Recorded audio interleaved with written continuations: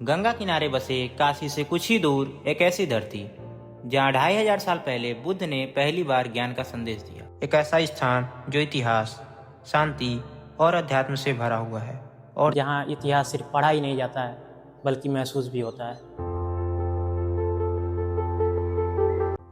Hello friends, welcome back to another vlog. आज हम explore करने वाले हैं गौतम बुद्ध की ज्ञान भूमि सारनाथ। तो आइए साथ में चलते हैं एंड एक्सप्लोर करते हैं। आज की इस यात्रा में हम देखेंगे धमेक स्तूप, मूलगन कुटी विहार, चौखंडी स्तूप, म्यूजियम, थाई, जापानी, तिब्बती मंदिर और साथ ही सुनेंगे कुछ अनकही कहानियां जो इस जगह को और भी खास बनाती हैं। तो चलिए बिना किसी देरी के शुरू करते हैं शांतिपूर्ण लेकिन रोमांचक यात्रा। सारनाथ वाराणसी शहर से करीब 10 से 12 किलोमीटर की दूरी पर स्थित है। यहाँ आप शेयर ऑटो से 150 से 200 रुपए में और कैब से 300 से 400 में आसानी से पहुँच सकते हैं। एंट्रेंस पर ही पार्किंग मिल जाती है और टिकट का चार्ज इंडियंस के लिए 25 रुपए है। सिद्धार्था यानी गौतम बुद्धा बोध गया में ज्ञान प्राप्त करने के बाद अपने 5 पुराने साथी भिक्षु को ढूंढते हुए सारनाथ आए। यहीं बुद्ध ने 7 सप्ताह ध्यान करने के बाद 5 शिष्यों को अपना पहला उपदेश दिया, जिसे धर्मचक्र प्रवर्तन कहा जाता है। सारनाथ का प्राचीन नाम मृगदायवन था, अर्थात हिरणों का जंगल। बाद में सम्राट अशोक ने यहाँ विशाल स्तूपा, मॉनेस्ट्रीज और पिलर्स बनवाए। उनका बनाया हुआ अशोक का पिलर इंडिया का नेशनल एंथम बना। तो दोस्तों ऑफिशियली अभी इंटर हो चुके हैं हम इंडियन आर्कोलॉजिकल साइट के अंदर, और आगे जो हम देखने वाले हैं वो इतिहास के सबसे अनमोल हिस्से हैं। तो चलिए सबसे पहले चलते हैं हम धमेक स्तूपा की तरफ। यह है धमेक स्तूप, सारनाथ का सबसे बड़ा और महत्वपूर्ण स्मारक। यहीं बुद्ध ने अपना पहला उपदेश धर्मचक्र प्रवर्तन दिया था, यानी धर्म के चक्र को घुमाना। ये जो धमेक स्तूपा है इसकी हाइट अप्रॉक्स 43.6 मीटर है और जो डायमीटर है वो 28 मीटर के अप्रॉक्स है। इस स्तूप का निर्माण 500 ईस्वी में हुआ था, लेकिन जो मूल रचना है वो गुप्त काल की है। यहाँ पर लगभग हर जगह आपको बच्चों के स्कूल ट्रिप देखने को मिल जाएंगे, जो कि अपने स्कूल डेज की याद दिला देते हैं। और मेरा यकीन मानिए, अगर आप यहाँ कुछ देर बैठकर मेडिटेशन करेंगे तो आपके मन को काफी शांति महसूस होगी। अभी ये मेरे सामने है चौखंडी स्तूपा, जिसे देखकर लगता है जैसे कि कोई फोर्ट हो। चौखंडी स्तूपा को गुप्त काल में बनवाया गया था। यहीं बुद्धा ने अपने 5 पुराने साथी भिक्षु से मुलाकात की थी। बाद में मुगल एम्परर अकबर ने इस पर ऑक्टाकोनल टावर बनवाया, अपने फादर हुमायूं की याद में। ये जगह काफी शांत है और फोटोग्राफी के लिए अच्छा स्पॉट है। तो सुबह सुबह आना यहाँ पे काफी सही रहेगा। आप लोग देख सकते हैं इधर खाली जगह है, तो आप यहाँ पे आके फोटोग्राफी एंड वीडियोग्राफी आराम से कर सकते हैं। धमेक स्तूप के आसपास ये पूरे क्षेत्र में फैले हुए अवशेष कभी विशाल विहार और मठ हुआ करते थे। सैकड़ों भिक्षु यहाँ अध्ययन करते, ध्यान करते और बुद्ध के उपदेश सीखते थे। ऐसा लग रहा है यहाँ की हर एक ईंट एक कहानी बयां कर रही है। आप देख सकते हैं, ऐसा लग रहा है जैसा कि पूरा परिसर एक बड़े बौद्ध विश्वविद्यालय जैसा था। यहाँ जो पत्थर का बेस दिखाई दे रहा है, यही अशोक स्तंभ का मूल स्थान है। जो स्तंभ भारत के राष्ट्र प्रतीक लायन कैपिटल की जगह है। हालांकि जो अभी मूल लैंड कैपिटल है वो म्यूजियम में रखा हुआ है, परंतु यहीं से भारत को उसका राष्ट्र प्रतीक मिला था। ये जगह वाकई में गर्व महसूस करा देता है। अभी मैं खड़ा हूँ सारनाथ म्यूजियम के बाहर। मेरे बैकग्राउंड में पीछे के साइड आप देख सकते हैं, यह है सारनाथ म्यूजियम। यह भारत का सबसे पुराना आर्कोलॉजिकल म्यूजियम है, जिसकी स्थापना 1910 में हुई थी। यहीं रखा है अशोक स्तंभ का मूल लैंड कैपिटल, जो आज हमारा राष्ट्र प्रतीक है। साथ ही बुद्ध की ध्यान मुद्रा वाली विश्व प्रसिद्ध प्रतिमा, प्राचीन मूर्तियां, मुहरे, अवशेष और 2000 साल पुरानी कला और संस्कृति की झलक आपको देखने को मिल जाएगी। म्यूजियम के लिए टिकट सिर्फ 5 रुपए में मिल जाता है और अभी के लिए फोन भी अलाउ हो गया है। अगर आप सारनाथ आए तो इस म्यूजियम को मिस मत कीजिएगा। यह है मूलगन कुटी विहार, 1930 में श्रीलंका के महाबोध सोसाइटी द्वारा बनाया गया सुंदर मंदिर। यहाँ की दीवारों पर बुद्ध के जीवन की सुंदर पेंटिंग मिलती है, जिन्हें जापानी कलाकार कोसेत्सु नोशु ने बनाया था। इस मंदिर की स्पिरिचुअलिटी कुछ अलग ही लेवल की है। यहाँ बैठकर कुछ मिनट मेडिटेट करना अपने आप में एक अनुभव बन जाता है। इसी मंदिर के जस्ट बगल में है बोधि वृक्ष। यह वृक्ष सीधे बोध गया के उस मूल पेड़ से जुड़ा है, जिसके नीचे बुद्ध को ज्ञान मिला था। सम्राट अशोक की बेटी संघमित्रा इसकी एक शाखा श्रीलंका ले गई थी।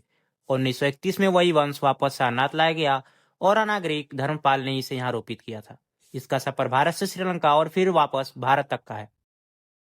तो दोस्तों, अभी हम पहुंच गए हैं डियर पार्क में। कहते हैं बुद्ध जब यहाँ उपदेश देते थे तो हिरण पास बैठकर सुना करते थे। आज भी इस पार्क में हिरण मौजूद हैं और साथ ही अन्य जानवर भी देखने को आपको मिल जाएंगे। यदि आप शहर के भागदौड़ से कुछ पल की शांति चाहते हैं तो ये जगह परफेक्ट रहेगा आप लोगों के लिए। प्रकृति और इतिहास का बेहद ही अच्छा संगम देखने को मिल जाता है। यहाँ का वातावरण काफी शांत और खुशनुमा है। तो यदि आप सारनाथ आते हैं तो इस पार्क को जरूर से विजिट करें, आपको बेहद ही अच्छा लगेगा। अभी हम आ गए हैं गौतम बुद्धा के 80 फीट स्टैचू के पास। ये सारनाथ का एक और आइकॉनिक स्पॉट है, आप मेरे बैकग्राउंड में देख सकते हैं। 2002 में बना ये स्टैचू एक ही पत्थर से नहीं बल्कि छोटे छोटे सैंडस्टोन ब्लॉक से मिलकर तैयार किया गया है।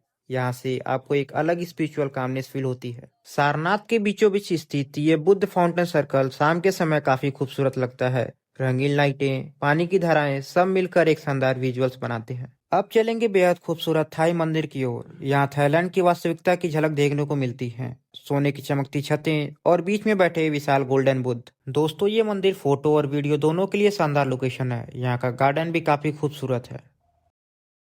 इसके बाद आता है तिब्बती मठ। यहाँ के प्रेयर व्हील्स और तिब्बती फ्लैग एक अलग ही अनुभव देते हैं। बस इतना याद रखिए, प्रेयर व्हील्स को घुमाते वक्त हमेशा क्लॉकवाइज घुमाएं। यह है जापानी मंदिर, जिसे जापान की बुद्धिस्ट सोसाइटी ने बनवाया। यहाँ की लकड़ी का काम और जापानी आर्किटेक्ट एक अलग ही अनुभव देता है। ये जगह छोटी जरूर है लेकिन बेहद ही शांत है। यहाँ पे आप आके अच्छे अच्छे शॉर्ट्स, फोटोज, वीडियोस वगैरह ले सकते हैं। सारनाथ के बाहर कई छोटी छोटी दुकानें देखने को मिल जाएंगी। यहाँ आपको बुद्ध के हाथ की कढ़ाई वाली मूर्ति, तिब्बती कला, प्राचीन स्टाइल की शॉपिंग और ध्यान से जुड़ी चीजें मिलती हैं। और यदि खाने पीने की बात करें तो उसके लिए भी आपको जगह जगह पे स्टॉल देखने को मिल जाएगा। अगर आप सारनाथ आना चाहते हैं तो कुछ बातें याद रखें। सबसे अच्छा समय रहेगा नवंबर से मार्च तक का। सुबह 9 बजे से शाम 5 बजे तक। पूरा परिसर घूमने में आपको 4 से 5 घंटे लग सकते हैं। म्यूजियम और डियर पार्क शुक्रवार को बंद रहता है, तो इसका ध्यान जरूर रखें। ये जगह विदेशी पर्यटकों के लिए भी बहुत प्रसिद्ध है, तो भीड़ हो सकती है।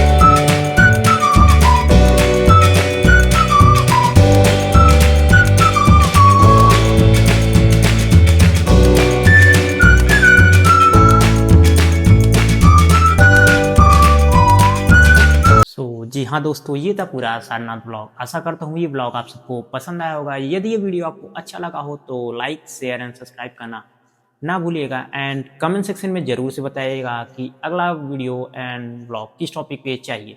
सो मिलते हैं किसी और इंटरेस्टिंग ब्लॉग के साथ। तब तक के लिए आप सभी को नमस्कार और बुद्ध की इस पवित्र धरती से आप सभी को ढेर सारी शांति।